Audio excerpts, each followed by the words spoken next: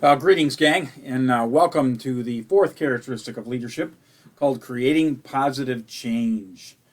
Change is a constant when it comes to our lives and certainly in good leadership. So, to do this right, to do it the way that God is planning on, we need to be prepared to bring about positive change. A few lead-in kind of questions and thoughts here. Change the leader, you change the organization. And so being consistent about how that happens and the way that we kind of bring about change to our teams. Leaders have a tendency, though, to resist change more than their followers. An unchanged leader equals an unchanged organization. And just like the apple doesn't fall far from the tree, as people do what people see. And so if a leader is open to change, then the organization may be open to change. Profile of a leader in trouble. Nothing like Michael to give us a good example of what not to do. The following list of leadership trouble spots, 5 deal with the unwillingness to change. Take a look at that list. I mean, just even feel like things are secure and are just satisfied means that we're not really open to change. And so maybe as you look at this list of characteristics, do you see any of those that might fit either the leader you work with or work for, or maybe even yourself in terms of how you handle change in your own experience? The first order of things to be changed, though, is me, the leader. Howard Hendricks wrote a book called Teaching to Change Lives, throws this challenge. How have you changed lately? In the last week, last month, and look for something to be specific, or must your answer be incredibly vague? How have you seen change in your own life? And do you do things intentionally to bring about change? Maybe where you sit in the classroom, or maybe the way that you take to drive to come to campus. Where do you sit when you go to Sunday worships? Do we rotate that around? Or are we so much creatures of habit that we're very little evidence of change in our lives? And so, again, I think it's an important question to ask. How have we changed lately in this? Hendricks says, effective teaching comes only through a changed person. The more you change, the more you become an instrument of change in the lives of others. If you want to become a change agent, you also must change. Again, whether it's the methods that you use, the appearances that you give, the techniques that you're using, look for ways to bring about change so that you don't become someone stuck in the mud personally. Henry Ford's production manager, there's a little story that goes about his new design when he Ford that he presented to. And the story goes, Ford went overseas to kind of pitch his Model T to folks. And when he came back, his design manager had created a very sleek new design. It's said that it was even a different color than black. And the story goes that Ford walked around the vehicle several times in the presence of his design manager and the team that put this vehicle together. And after a few rounds, he got in the car and just started ripping it apart, completely demoralizing the new design that his design manager kind of created. Well, oftentimes adversity like this spins out something beneficial for the whole, but recognize that production manager became the new production manager at GM, General Motors. Actually, he created General Motors as a result of Ford's inability or unwillingness to receive change. To be a leader, you must preserve all through your life the attitude of being receptive to new ideas. The quality of the leadership you give will depend upon your ability to evaluate and assess new ideas, and the idea of being open to that. And I recognize, as leadership is one of my spiritual gifts, I haven't always been good at this. I had a situation early on in my leadership where a new leader kind of came in and presented a new idea about how to do something just real simple. And I put the axe on that, the kibosh to it. And I think it really squelched his openness and creativity as well. And so we learn from our own mistakes, and I hope you can learn from this as well. This is a quote from William Hewitt, the chairman of the Deere Company.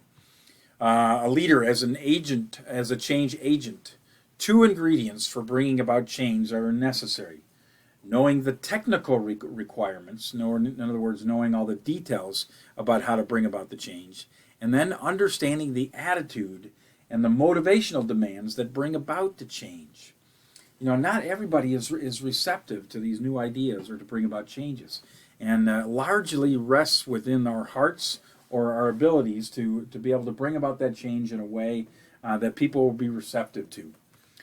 So a good exercise when facing change is to make a list of the advantages and disadvantages. That's a good thing to do anytime you're making a decision. But then to make another list indicating the psychological impact of those changes. And then to be able to distinguish the differences between them is critical to the receptivity others might have to bring about that change. Here's a good cartoon from the Peanuts cartoon. Lucy, Charlie Brown's sister, says, "Is today the first day of school?" Well, Charlie Brown says, "No, we have one more week yet." Phew, what a relief. I just wasn't ready. I didn't know where my lunchbox is, and I don't know where my shoes are clean enough, and I haven't had my boiled egg yet. And it shows Lucy walking away, and Charlie Brown thinks, well, next Tuesday should be quite a day, preparing for the changes that are going to come. And they come regularly in our lives. Well, why do people resist change? What is it about change that makes people so apprehensive? Usually it's because change isn't self-initiated. When it comes placed upon us, people might be resistant to that. Or perhaps our routine is disrupted. You know, be driving to school or something, and there's a detour, and we have to go a different direction. And that, again, that disrupts our ways of things what we thought they would be. Change creates the fear of the unknown. You don't know what the outcome is going to be or where this is going to lead. And some people thrive in that, but others do not. The purpose of the change is unclear. So if you don't know why we're doing these things, that might be why people are resistant to it. Change creates a fear of failure. You don't know if it's going to work or not. And so giving it a try, there's a bit of fear into that. The rewards for change don't match the effort change requires. There is a significant amount of effort that comes into creating a change. If you're kind of used to doing things a certain way, you kind of get into a routine, so to speak, and it's easy to kind of go that path. Or people are too satisfied with the way things are. You know, we've never done it that way before. Those are 7 words that killed the church, is looking for new ways of doing things. And of course, there's the story of the Swiss watch. The watchmakers that created that Swiss watch, it was the thing to have. It was the way time was told, very precise in its mechanisms. Well, then Casio came up with this idea of an electronic or a digital watch. And the makers and the creators of the Swiss watch really downplayed its ability. Well, again, by ingenuity, how many of you carry a Swiss watch anymore? Let alone even a Casio anymore. It's all different kind of watches that are available out there. But at one time, it was the timepiece to have. And then when we're resistant to change, again, it kind of breeds innovation, and folks take off and go different directions. Also, change won't happen when people are engaged in negative thinking. You know, anytime you're kind of resistant to it or it's negative kind of thoughts, it's not a very pleasant environment to be around. Or the followers lack respect for the leader. If there's no respect for that leader, they're not going to be open to the change that leader wants to bring about.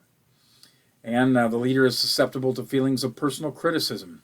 You know, we're pretty tender in terms of our own egos when we bring about change. But if you haven't really earned that right to be able to do so, it could definitely affect people's willingness to change. Change might mean personal loss. It's not the way they're doing things anymore. It's not my way. It's somebody else's way. Change requires an additional commitment. You know, again, we're used to doing things a certain way, and if we have to change things, it requires something more. Narrow-mindedness thwarts acceptance of new ideas. And so, again, being aware of that narrow-mindedness that might exist within our own circles. And then, of course, tradition resists change of any sort. So a checklist that's good to go through when you're trying to make some kind of a change is to answer these questions. Will this change benefit followers? Is change compatible with the organization? So on and so forth. And again, looking at whether this change is reversible, to check it out, to try it, whatever the case might be. Does this change have both short-term and long-term benefits? and so forth. And clearly, is the timing right? Maybe the change is necessary, but the timing may not be suitable. And I like this little poem. The wrong decision at the wrong time is disaster. The wrong decision at the right time equals mistakes. The right decision at the wrong time equals unacceptance. But the right decision at the right time equals success. So part of the leader's job is to be able to assess these and to see whether that's capable or not. The evolutionary process of a change. What has to take place if change is going to be effective? So you got to recognize there is a revolutionary of change versus an evolutionary of change. When an idea is introduced, most people fall into one of 5 areas. There's innovators who are dreamers. There are early adopters, which again accept that new idea almost right away. There's the middle adopters, that tend to be the biggest group.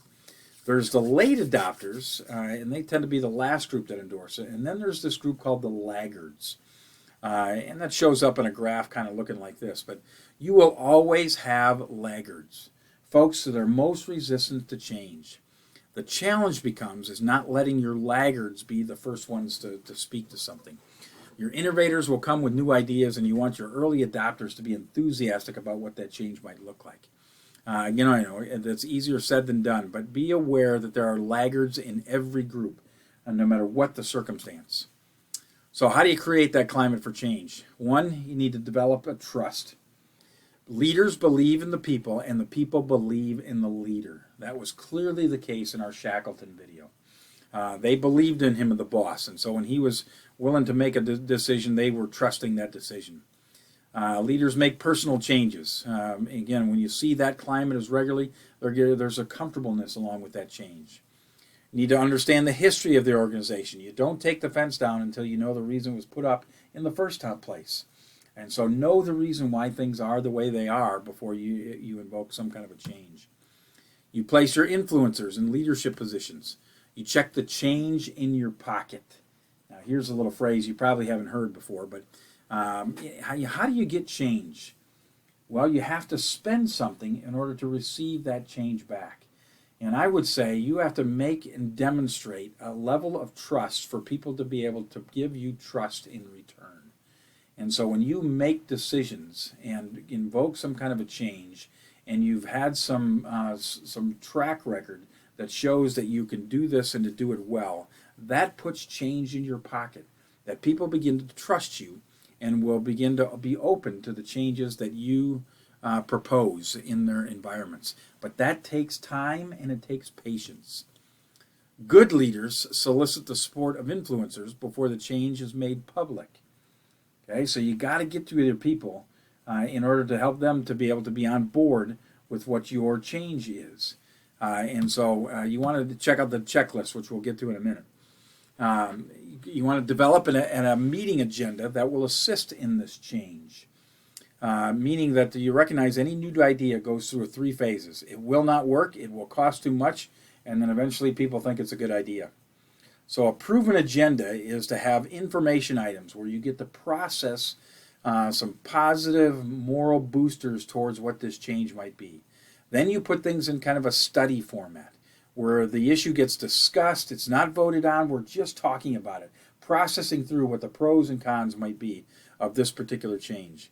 And then you don't move it till action until you know you have full support of it. You'll see things on the political floor that will stay in discussion until they have enough votes to bring it to the vote. And so you keep it there until you know you're ready to move in a positive direction. You want to encourage the influencers to influence others informally within your circle. There's major change should never surprise anyone. We had this experience in our profession of faith journey at Fifth Reformed Church that I was a part of. We wanted to, several of us who were on staff had young kids and wanted our kids to be able to participate with communion. But our elders had said that no one really should take communion until they made profession of faith. The church itself had allowed that provision, or the denomination had, but it gave each congregation the opportunity to make a decision on that. And so we kind of proposed it to the elders and got shot down right away. There was no going for it. We didn't talk to any influencers. We didn't bring the idea, the thought process in ahead of time at all.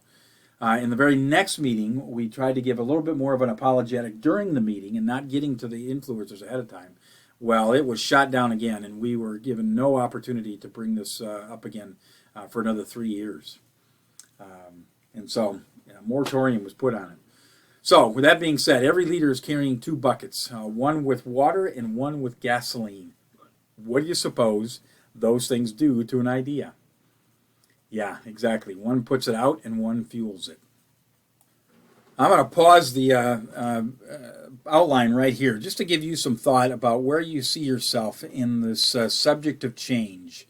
Do you see one as one who puts water to an idea of change, or are you one who adds gas and just is excited about how change occurs? Where do you see yourself before we pick up the rest of the segment?